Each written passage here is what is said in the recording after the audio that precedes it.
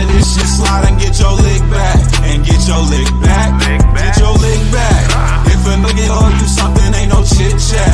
Better stay up out the way, don't get your shit splat. Stop letting this shit slide and get your lick back. And get your lick back. I feel like I'm JX. J-Way. I'm a perfectionist. Adderall got me restless. I'm gone. Run with a wild crew, they get reckless. Young boy, come up off that neck. Give me that. To the trends. See a lead, be the band. Good evening and welcome to another episode of Bleachers to Speakers. Well, this isn't really an episode. This is just a reaction. Got some breaking news. Brian Branch has been suspended for one game due to his actions at the conclusion of the Kansas City Chiefs game between him and Juju Smith-Schuster. They got into it a little bit. Patrick Holmes attempted to shake his hand. Brian Branch wasn't having anything of that. Kind of just walked past him. And, Juju was kind of jawing. They had been kind of jawing throughout the game. And, Brian Branch took it upon himself to get in his face, kind of mushed him. Somebody jumped in front of Brian Branch. And when Juju kind of, tried to run up on him, he kind of took him by the Branch took him by the face mask and threw him to the ground, and then of course a melee ensued. Well, not really a melee, but the both teams kind of converged. Not too much happened after that. But the moral of the story is things like that cannot happen. They are unacceptable. Dan Campbell has already put out a statement. He says, "I love Brian Branch, but this is unacceptable and cannot happen." I agree. First of all, Brian Branch, a very talented individual, great name. That just goes without saying. If you know, you know. But Brian Branch is an immense talent. He's a great safety, and for all intents and purposes, he's probably more talented than Kirby Joseph. I mean, that is arguable when you think about what Brian Branch can do. He can cover in the slot. He can play deep safety. He can play up front. Great tackler. Great talent. First game of his career was against Kansas City. In Kansas City, he had a pick six. The sky's the limit for what this guy can accomplish, and I would love for him to be aligned for a very long time. But time and time again, his emotions and his I don't know how else to put it, hard-headedness has put him in situations that have compromised his own playing time as well as the team in general. We love that hard-nosed, physical, bad boy, mentality that has embodied Detroit sports, whether it's been in the Red Wings, the Pistons, the Lions. We love that. But we cannot allow emotions and things of that nature, insert whatever you want to talk about, to affect the play on the field. And it's happened time and time again. Last year, questionable helmet to helmet call, early in the Packers game. I think it was like the first quarter.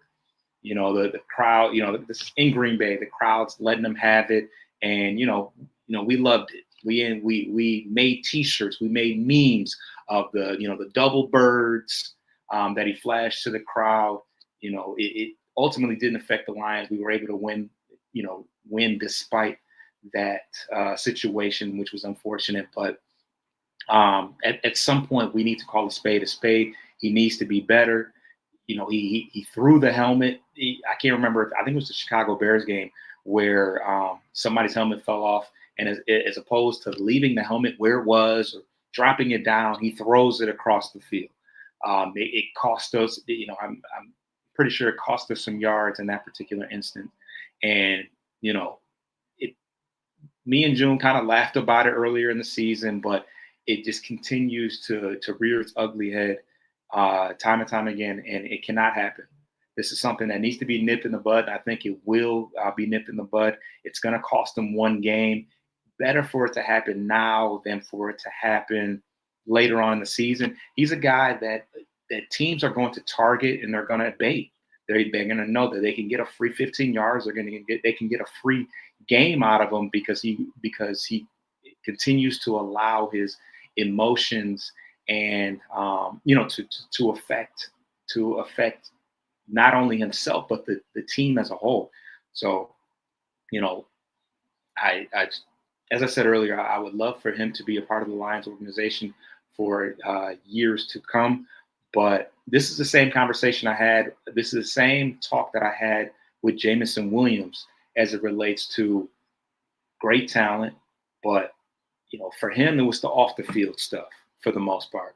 Even though he's had some run-ins and some taunting, situations as well. But it could have affected him getting his bag.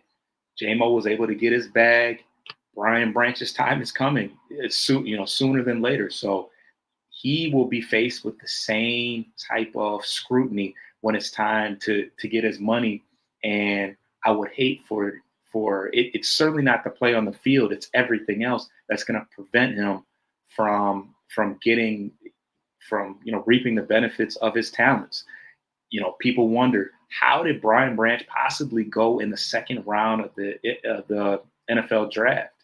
Granted, he was like the first or second pick of the NFL draft, but maybe it was character that prevented him from going in the first round. Luckily, it did, and he fell in our lap. But one has to wonder, did it have something to do with his character? But like I said, I think that this is something that's going to be nipped in the bud early on and immediately. And I would like to think that it's not going to continue to affect us later on in the year. Our secondary is already in shambles. Terrion Arnold's out. DJ Reed is out. Avonte Maddox is out. We cannot afford to have more members of our secondary out, especially if it's not related to injuries. Kirby Joseph was hobbled. Rock Ya-Sin he played yesterday, but he was hobbled during the Bengals game. So, the only person that's going to be available to come back possibly is Avonte Maddox, but I think he's having hamstring issues. We know how those hamstring issues can affect you. They took all of Ennis Rakestraugh's season last year, and who's to say how long Avonte Maddox will be out? So the team going in against a Tampa Bay Buccaneers team who's on fire, with a very talented quarterback, will be without Brian Branch, and we'll just have to see what happens as we move forward. But yeah, I just wanted to give a live reaction to the Brian Branch situations. He will be suspended for one game, and we will be back on Monday discussing in full the Kansas City Chiefs game. I'm sure the topic will come up, and talking about the upcoming game against Tampa Bay Buccaneers. But to everybody that's tuning in on YouTube, on the audio side of things, subscribe to Bleachers Speakers on YouTube, and as well on all audio aggregators. You can just Google us; it will pop up. And stay tuned. We will be back on Wednesday. Get your lick back. If a nigga do something